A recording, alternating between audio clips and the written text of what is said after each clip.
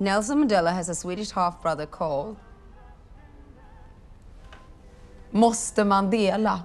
Oh, brother, this guy stinks! Constellation Episode 4 continues the madness of universal amnesia because Jo cannot remember if she had an affair or not. I did not. We're going to get into everything in Episode 4, the 2 different timelines, some out there theories of what we actually think is happening, and where we think the second half of this series will go. So strap in. Alright, getting right into Episode 4, the main question is, what the heck is actually going on here? Obviously, we've learned that a new form of matter was being researched, there's weird time jumps, potentially multiple universes, along with a lot of sci-fi mumbo-jumbo. The evidence points most strongly to quantum superposition, the ability of a quantum system to be in multiple states at the same time until it is measured, combined with parallel universe theory.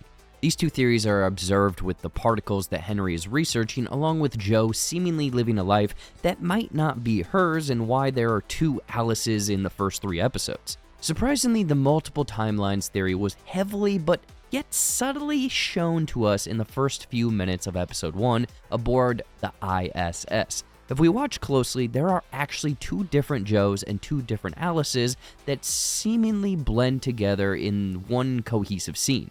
In one timeline, Jo holds her iPad horizontally, Alice has braided hair and wears this red and blue shirt, and the pair speak Swedish. In the other timeline, Jo holds her iPad vertically, Alice has her hair pulled back wearing a blue shirt, and the pair speak English. So the show is very sneakily weaving scenes from the 2 different timelines together, and us viewers are here to observe, only then determining which timeline we're in.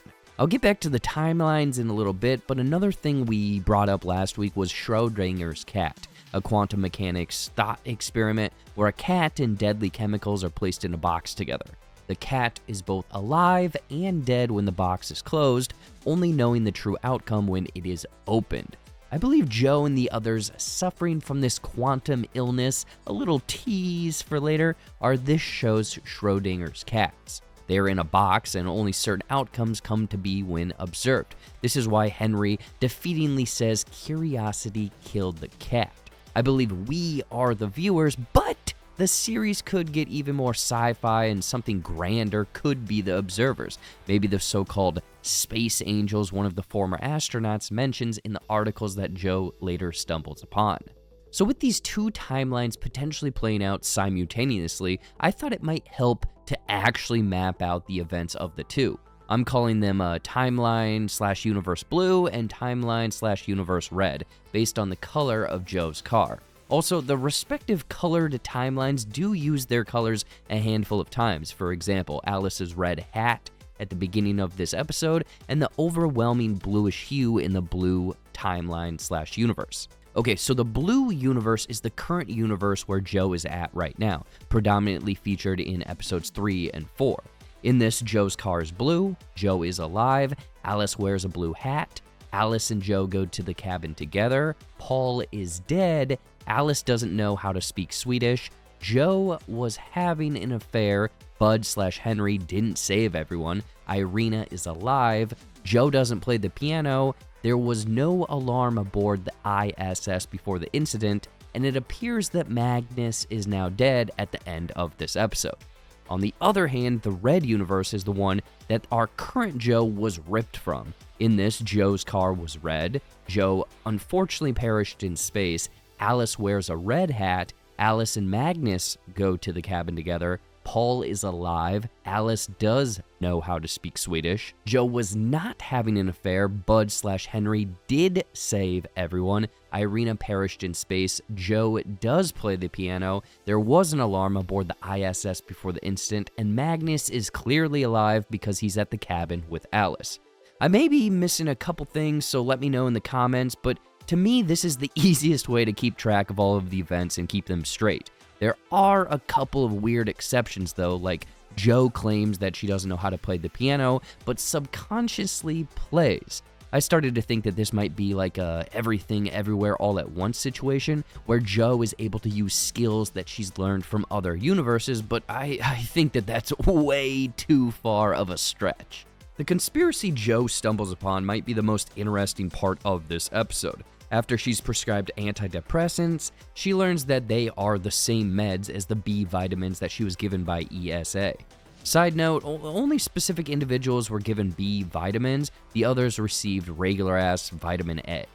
We learned that last week that these are lithium, specifically lithium-7, used for depression along with manic and bipolar episodes. So why was she given these without knowing their purpose? She quickly learns that previous astronauts over the years were prescribed these same pills, but all went mad in their own respect, burning their home, eliminating their family, and so forth. Now, a theory could be the overwhelming stress of space fractured their minds in an unknown way, but why and how?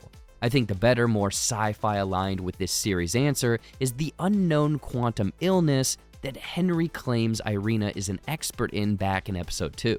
You're not the least bit curious about the illness of which you are an expert.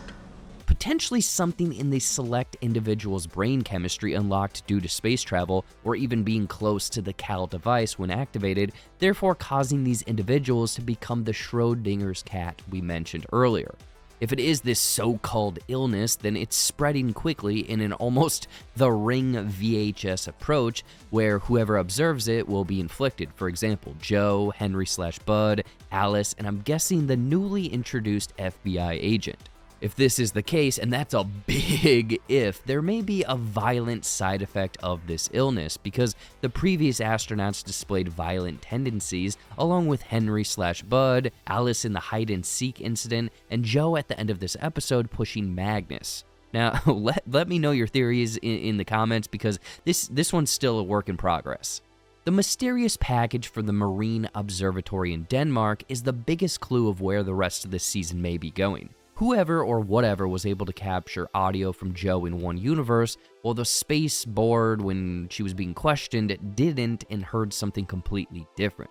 They also mentioned knowing her secrets. So yes, this is probably where Joe is headed after the cabin, but the signature of the letter has me curious. Walborg and Lorenz Bang. I'm saying whoever this is, it's going to be a Henry/Bud situation, and the two same person from different universes are going to be there waiting for her. We know this is possible because of Alice seeing herself at Joe's funeral in the Red universe. I know it's crazy, but hey, it could happen. The ending shows Joe accidentally killing Magnus, something we had theorized last week when Joe and Alice were cautiously driving into the Swedish countryside, and Joe is a little squirrely about the police. From the context clues at play, this is exactly the series of events. Joe is already perceived as unhinged, the scuffle kills Magnus, she knows all about the other astronauts who had been to space and are taking lithium-7, so she drives to the lab, stealing the Cal device, and then escaping into the wooded area from the first 3 episodes. However, the painting at the end very much gives us all the evidence we need to know about Joe's situation, and I guess everyone else who is slowly slipping into the weird different universes. So from episodes 1 through 3, we learned that the angel painting is the wounded angel. And there was the inverse one that I assumed was a demon. Angels and demons, above and below. But this episode cleverly tells us that the little gremlin boy is actually a changeling, mentioned earlier in this episode when Alice and Joe are talking about childhood books. Now, the Changeling story is surprisingly a previous Apple TV Plus series that I covered. It's alright, so if you go and watch that and need breakdowns, we got you covered! But reeling things back a bit, The Changeling is a European folktale where a troll steals a child, replacing it with a changeling, a supernatural being made magically to look like the kidnapped child.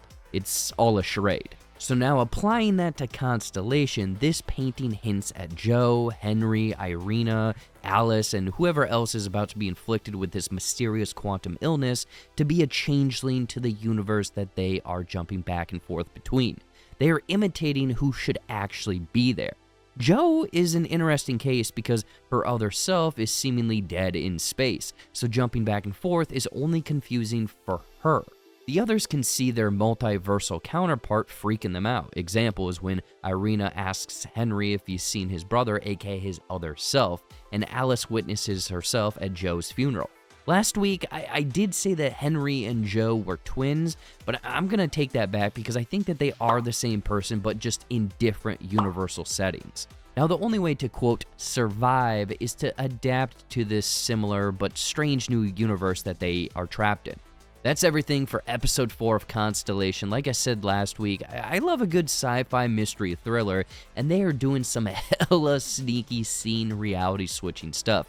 But I hope that this second half begins to start placing some pieces of the puzzle, because right now we've got more theories than a MatPat video. But hey, that's just a theory.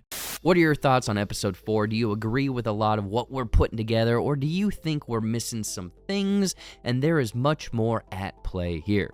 Let me know anything and everything in the comments. Also, some housekeeping announcements. My episode 5 and 6 breakdowns may be delayed because I will be traveling for work next week, and then after that, I'll be covering the South by Southwest Film Festival. So, yeah, if the breakdowns are posted late, please still click and watch. It really helps the channel. Anyway, be sure to subscribe to JBuck Studios as I'll be continuing my weekly breakdowns. The first breakdown got a lot of love and support and a lot of cool theories, so thank you so much for watching. And if you haven't, please check out all of my other social media accounts, including my new Retro Rewind channel in the description. Now, please excuse me as I gotta go deal with Universe 2 Jared, who stupidly texted his ex at 3 a.m. Bye-bye, and we'll see ya next week.